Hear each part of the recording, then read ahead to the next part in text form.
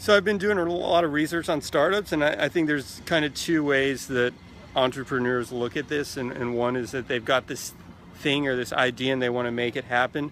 And the other way is that, well, they got a lot of, various ideas, and they just want to have businesses and have successful stuff happening. And I think the second way is actually probably the better way to do it if you want to actually for sure find something that's successful, although the first way can work if you're lucky. So in other words, if you have, we know that about 99% of startups do fail. So that means we've got about 100 times as many businesses trying to get created than businesses that we actually need, right? And the ones that are trying, when they don't make it, they're just an experiment that had a negative result. Basically, it's a useful experiment, but it's one that just had a negative result.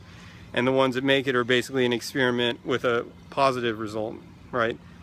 So if you get lucky, and if you're somebody who's just working on one idea, and you happen to be in that 1%, then the business will be successful. 99% chance that it won't.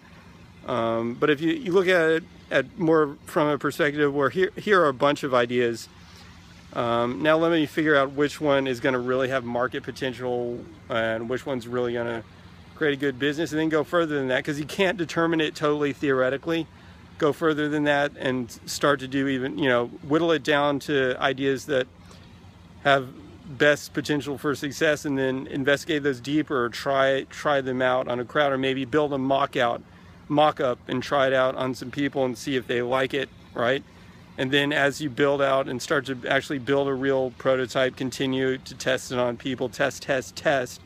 That way, if it is going to fail, relatively early, rather than after investing, countless thousands or tens of thousands of dollars into the project, pretty early whether it's going to have traction or not.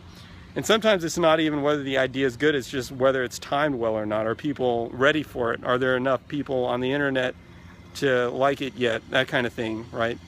So yeah, that's what I wanted to express. So if you have any comments, leave them, and talk to you guys later.